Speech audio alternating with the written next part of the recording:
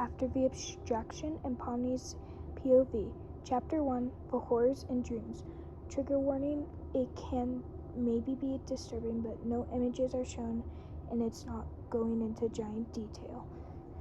It was another day in the circus, and Kane told us that our adventure today was going to be a really scary one. I do horrible with horror, so I was nervous. This is only a little after Jack's habit has abstracted, and the only reason why we are going on an adventure is because Ragatha said we should. Of course Kane made it horror, because Jax loved horror and violence. When we were teleported into what looked like a cabin, I saw there were only 2 rooms, so Kinger took the big one, and Ragatha took the small room. Zubul and Gangle took a bigger pull-out bed. I just took the couch because I was very nervous.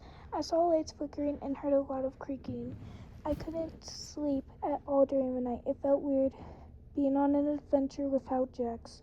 I heard Ragatha scream, so I ran upstairs to check on her, and she was cut in half. I yelled for help, and Kinger came. We were lucky it was dark because he learned how to stitch in case Ragatha got hurt.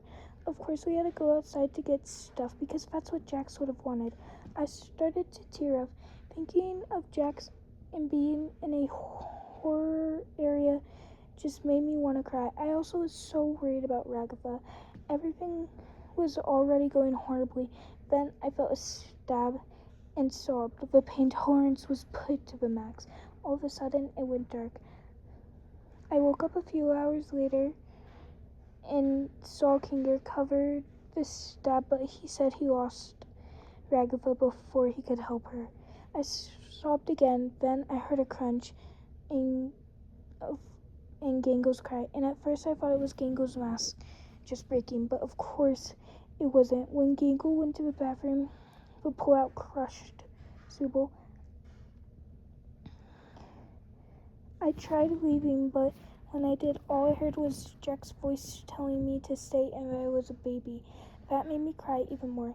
Kinger came to check on me, and I just let everything out. How I felt here, how I felt about Jax's absence.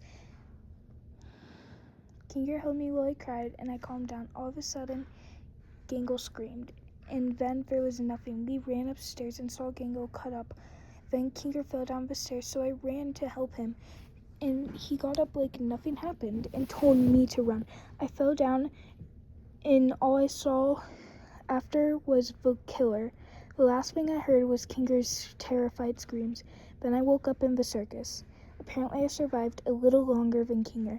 Instead of yelling at Kane, I just ran over to Jax's tent. I sobbed while telling him what I remembered at least. Then I fell asleep in the tent. I conjured Jax some more girly stuff in case she came back as her real self. Later, I went to Jax's room and put her new clothes and accessories away. It's been a few days since the last adventure. I'm still shaken up. Jax finally woke up for a little today. I was so excited I hugged her. Kane, of course, fixed me up right away. Jax went back to sleep after I left. Kane is trying to find a way to bring extracted people back. So far, nothing worked. I always wonder if I could go back in Jax's mind and somehow make her really want to come back. I know no one will let me, though. I can't sleep at all. I just want to see Jax. I'm gonna go check on her. I went over and just went back in her mind and said, Jax, is that really you? She replied, Pomni, go away. I told you to forget about me. You were supposed to let me be and forget.